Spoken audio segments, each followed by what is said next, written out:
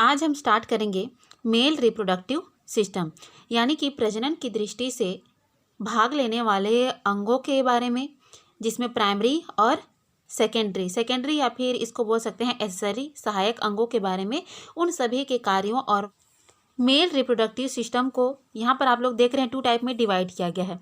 किसके बेस पर? उनके कार्यों के आधार पर, फंक्शन के बेस पर उनको 2 टाइप में डिवाइड किया गया है। फर्स्ट इसका दिया है प्राइमरी सेक्स ऑर्गन। तो प्राइमरी सेक्स ऑर्गन जो है यहाँ पर केवल एक ही है। क्या है? एग्जाम्पल में टेस्टिस। तो टेस्टिस का जो फंक्शन होता है क्या है कि एक तो हो गया ये मेल गैमिट का फॉर्मेशन करेगा, यानी कि स्पर्म का फॉर्मेशन। ठीक है, स्पर्म का फॉर्मेशन, साथ ही साथ ये क्या करता है, कुछ हार्मोन्स का सिक्रेशन भी करता है। 2 फंक्शन हो गए यहाँ पर। जो प्राइमरी सेक्स ऑर्गन है इसका क्या फंक्शन हो गया? एक तो हो गया गैमिट फॉर्मेशन और सेकेंड हो गया जो मेल सेक्स हार्मोन है उनका सिक्रेशन करना। ठीक है, उनका स्त्रावण करना ही इसका फंक्शन है। देखिए यहाँ पर और एक चीज़ दिया है कि जो टेस्टिस है, इसके पहले प्यूबर्टी एज में पढ़े थे कि प्यूबर्टी एज कब आता है इन मेल में, है ना। मेल में ये क्या है 12 से 16 ईयर में प्यूबर्टी एज को ये मतलब प्राप्त करता है। तो उस टाइम उसमें कुछ चेंजेस दिखाई देते हैं इस तरीके से। तो वहाँ पर इसके ग्रोथ, डेवलपमेंट एंड फंक्शंस, है ना, जो फंक्शन है are control by gonadotropin hormone. यहाँ पर एक हार्मोन है, ये मेन हार्मोन है। ठीक है, गोनेडोट्रोपिन हार्मोन जो होता है वो क्या करता है, टेस्टिस के ग्रोथ में, डेवलपमेंट में और उसके फंक्शन, इन सभी का नियंत्रण किसके द्वारा होता है? इसी हार्मोन के द्वारा होता है। जो गोनेडोट्रोपिन हार्मोन होता है ये कहाँ से रिलीज होता है? पीयूष ग्रंथि से, पिट्यूटरी ग्लैंड से।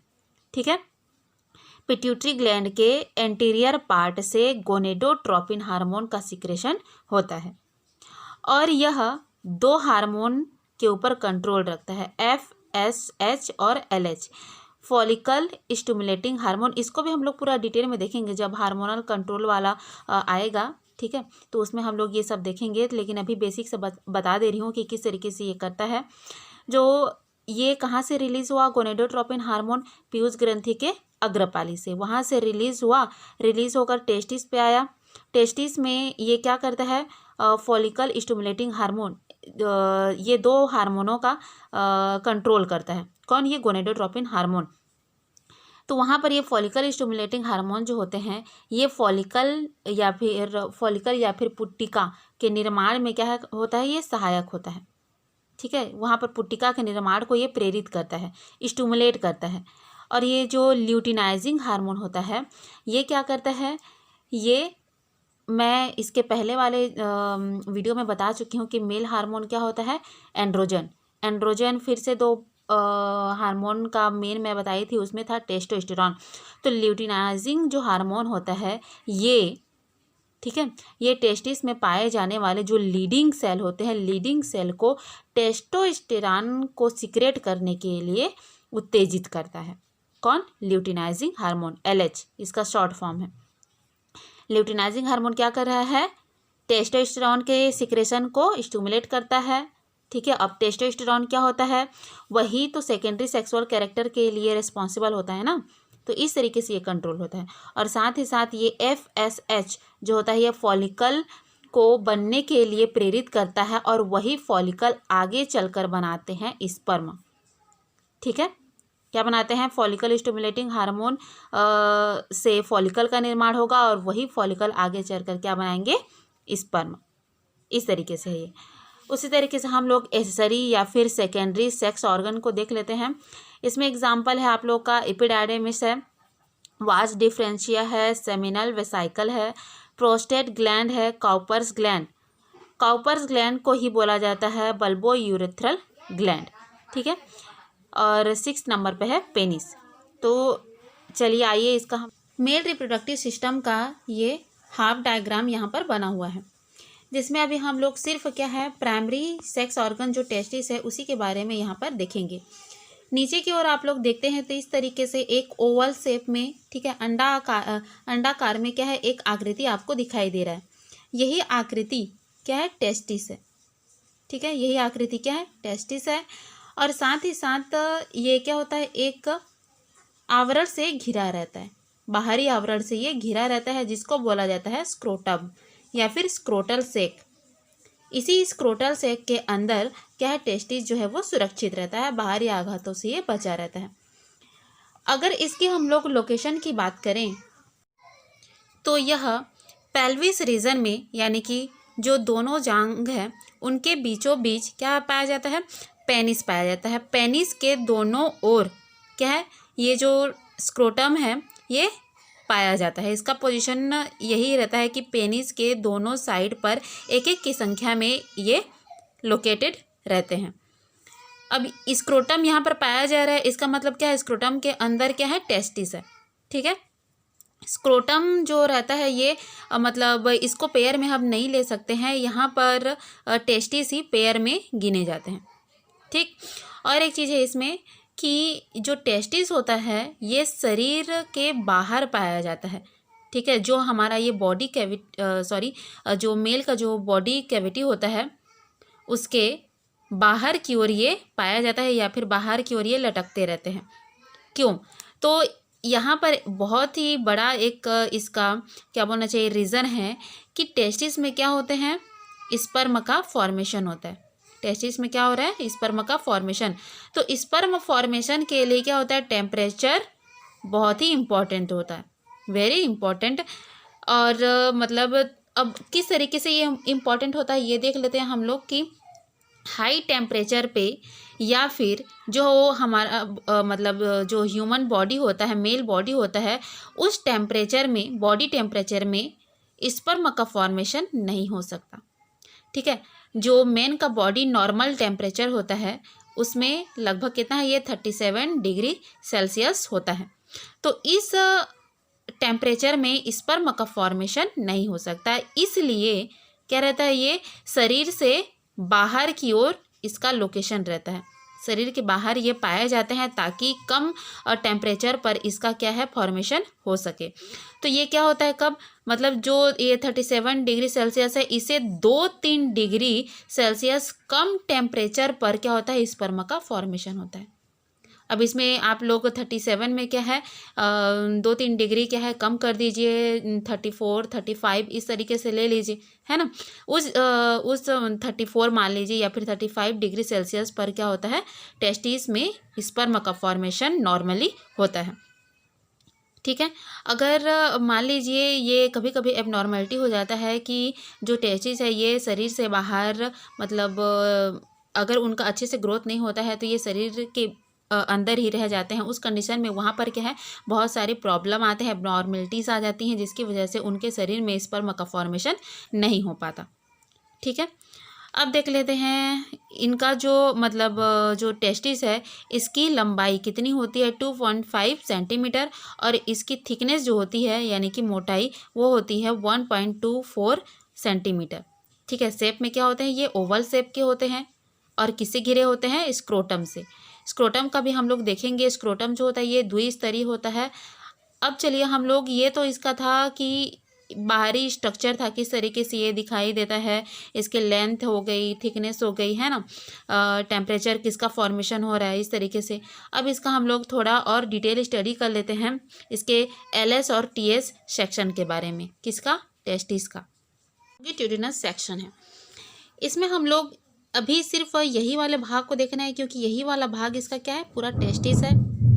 आगे की ओर हम लोग पिछले वीडियो में इसका हम लोग स्टडी करेंगे।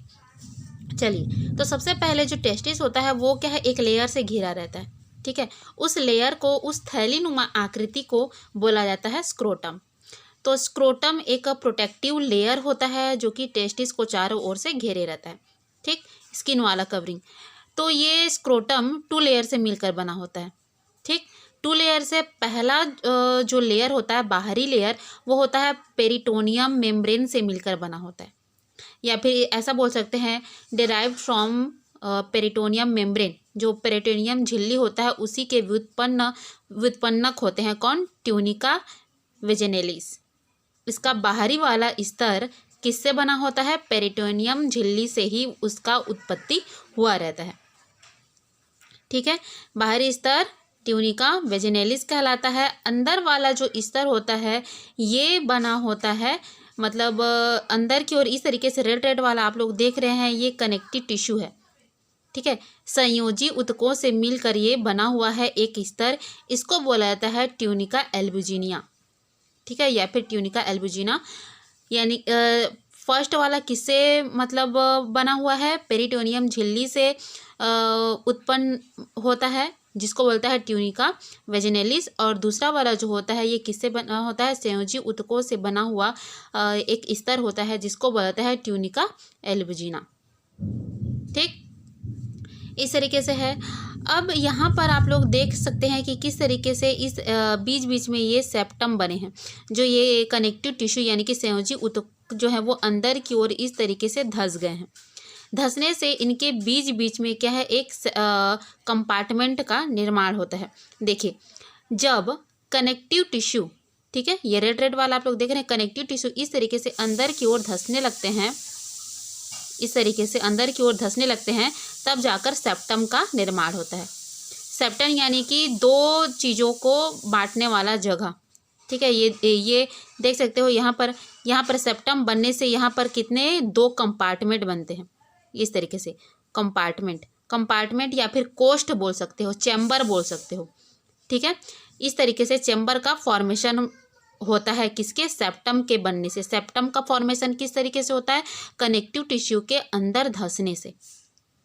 ठीक है, कंपार्टमेंट का निर्माण हुआ इस तरीके से, ये समझ में आया। अब ये जो प्रत्येक कंपार्टमेंट है उसके अंदर में पाए जाते हैं सेमेनिफेरस ट्यूब्यूल। इस तरीके से आप लोग देख सकते हैं, ये ब्लैक ब्लैक वाला।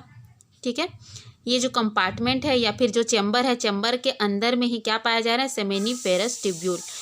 और ये क्या बोलना चाहिए, प्रत्येक चैम्बर में इनकी संख्या, प्रत्येक चैम्बर में, ठीक है, प्रत्येक चैम्बर में इनकी संख्या 400 से 600 होती है। किसकी, सेमिनिफेरस ट्यूब्यूल की संख्या। ठीक है, इन नलिकाओं, ये क्या है, एक तरीके की नलिकाएं हैं, इनकी संख्या 400 से 600 लगभग होती है। अब चलिए थोड़ा सा अब इसका टीएस वाला देख लेते हैं। इधर वाला हम लोग देखेंगे, लेकिन ये बात क्या है, फिर से हम लोग जब ये सेक्शन वाला पढ़ेंगे यानी कि सेकेंडरी सेक्सुअल ऑर्गन, तो फिर से यही डायग्राम पर आकर इसको स्टडी करेंगे किस तरीके से। ठीक है, तो चलिए इसका हम लोग अब क्या देख लेते हैं, टीएस ऑफ टेस्टिस। जब जब टेस्टिस का इस तरीके से टीएस सेक्शन, अनुप्रस्थ सेक्शन किया जाता है, तब जाकर इस तरीके की संरचना दिखाई देती है। इस तरीके से ये जो गोल है ये इस तरीके से 1 2 3 4 मैंने बनाए हैं यहाँ पर। तो ये क्या है, सेमेनिफेरस ट्यूब्यूल, यहाँ पर हम लोग देखें इस तरीके से। ठीक है, तो यही संरचना एक कंपार्टमेंट में कितनी होती है, 400 से 600। यही चीज़ मैं यहाँ पर भी बताई थी। ठीक है, तो इस तरीके से ये जो गोल है ओवल शेप में, इस तरीके से सेमिनिफेरस ट्यूब्यूल पाए जाते हैं।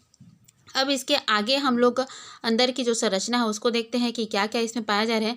तो सेमिनिफेरस ट्यूब्यूल में आप लोग देख सकते हैं इस तरीके से एक ट्रायंगल शेप में संरचनाएं इसमें पाई जाती हैं, जिनको बोला जाता है सर्टोरी सेल। क्या है, सर्टोली सेल। सर्टोली सेल को नर्स सेल भी कहा जाता है। नर्स सेल क्यों, क्योंकि इसी सेमेनिफेरस ट्यूब्यूल में ही किसका निर्माण होता है, स्पर्म का फॉर्मेशन होता है। ठीक है, स्पर्म का फॉर्मेशन होता है, तो उस स्पर्म को मतलब स्पर्म के डेवलपमेंट के लिए क्या चाहिए, पोषण चाहिए, न्यूट्रिएंट। तो वो जो न्यूट्रिएंट, जो नरिशमेंट चाहिए होता है, वो उसे प्राप्त होता है इसी सर्टोली सेल से। यानी कि जैसे ही यहाँ पर ये जो छोटे छोटे दिखाई दे रहे हैं आपको ये, तो यही इसके क्या है, इस तरीके से आप लोग देख सकते हो। ये जो स्पर्म है, मैच्योर स्पर्म, जैसे ही क्या हो, पूरी तरीके से फुली मैच्योर हो जाते हैं, तो इसी सर्टोली सेल में अपना जो सर है उसको धंसा लेते हैं। ये धंसाते क्यों हैं, ताकि इनको नरिशमेंट प्राप्त हो सके और ये और अधिक डेवलप हो सके। तो यहाँ पर इसीलिए इसको क्या बोला जाता है, सर्टोली सेल को नर्स सेल बोला जाता है, क्योंकि ये नरिशमेंट प्रोवाइड कराता है किसको, स्पर्म को। ठीक है, उसके डेवलपमेंट में सहायक होते हैं ये। अब अगला हम लोग देख लेते हैं, यहाँ पर क्या हो गया, सेमिनिफेरस ट्यूब्यूल हो गया, सर्टोली सेल हो गया। और इसमें जैसे यहाँ पर देख सकते हैं आप लोग, ये विभिन्न स्टेजेस आपको दिखाई दे रहे हैं, देख सकते हैं। ये वाला जो है ये spermatocyte in different stages of development, यानी कि यहाँ पर स्पर्मेटोसाइट जो है उसके विभिन्न स्टेज को दर्शाया है, विकास के विभिन्न स्टेज को दर्शाया है। इस तरीके से आप लोग देख सकते हैं। यहाँ पर ये सिर्फ क्या हो रहा है, डिवाइड हो रहे हैं, ठीक है। बहुत सारे यहाँ पर फॉलिकल हैं, ये फॉलिकल हैं। फॉलिकल जो FSH वाला में आया था, ठीक है, वही FSH हार्मोन आता है और यहाँ पर इनको इस तरीके से फॉलिकल निर्माण को प्रेरित करता है। फॉलिकल फिर यहाँ पर इनमें क्या होता है, मियोसिस, माइटोसिस, डिवीज़न होता है, ठीक है। उस तरीके से डिवीज़न के बाद उसमें क्या होता है, स्पर्म का फॉर्मेशन होता है। तो यहाँ पर वेरियस स्टेजेस आपको दिखाई दे रहे होंगे, देख सकते हो अलग अलग। ये इस तरीके से है ना, तो ये उसी स्टेज को ये शो कर रहा है। अगला इसमें है इस तरीके से। अब ये तो ट्यूब्यूल वाली बात हो गई, सेमिनिफेरस ट्यूब्यूल यहाँ पर कंप्लीट होता है। अब इसके बाहर भी हमें कुछ संरचनाएं दिखाई दे रही हैं, जैसे कि ये ब्लैक कलर में बीच बीच में इस तरीके से, ठीक है। ये जो सेल्स होते हैं ये कहलाते हैं लीडिंग सेल्स या फिर इंटरस्टिशियल सेल। यही लीडिंग सेल को क्या करते हैं, वो जो LH हार्मोन आता है, ठीक है, LH हार्मोन इसी लीडिंग सेल को या फिर इंटरस्टिशियल सेल को स्टिमुलेट करता है। किसके लिए, टेस्टोस्टेरोन हार्मोन के सिक्रेशन के लिए, ठीक है। जब यही टेस्टोस्टेरोन हार्मोन सिक्रेट होता है तो जो मेल में डेवलपमेंट होता है, ठीक है, जो सेक्सुअल डेवलपमेंट होता है वो इसी हार्मोन की वजह से होता है। और एक चीज़ है इसमें, जैसे कि हमने क्या देखा कि इस तरीके से रेशे रेशे में आप लोग को ये दिखाई दे रहे हैं। यह जो रेशे के समान पाए जा रहे हैं यही होते हैं कनेक्टिव टिश्यू। क्या है, कनेक्टिव टिश्यू। इन्हीं कनेक्टिव टिश्यूज के द्वारा जो ये आपस में क्या है, जो सेमिनिफेरस ट्यूब्यूल है ये आपस में जुड़े रहते हैं और इन्हीं से ही क्या होता है, कंपार्टमेंट का भी निर्माण होता है। बीच बीच में इस तरीके से ये रेड रेड में जिनको मैं दर्शाई हूँ ये हैं ब्लड कैपिलरी। तो इन्हीं के क्या बोलना चाहिए, इन्हीं कनेक्टिव टिश्यू में ही के बीच बीच में ही क्या पाए जा रहे हैं, आपके ब्लड कैपिलरीज पाए जा रहे हैं और लीडिंग सेल्स पाए जाते हैं, ठीक है। तो इस तरीके से ये TS ऑफ टेस्टिस है, जिसमें हमने यहाँ पर क्या होता है, पूरा टेस्टिस का जो स्ट्रक्चर है वो ख़त्म होता है। इस तरीके से इसका स्ट्रक्चर होता है। अब अगला जो होता है सेकेंडरी सेक्सुअल जो पार्ट है, ठीक है, यानी कि जो सेकेंडरी सेक्स ऑर्गन है उसके बारे में हम लोग अगले वीडियो में देखेंगे।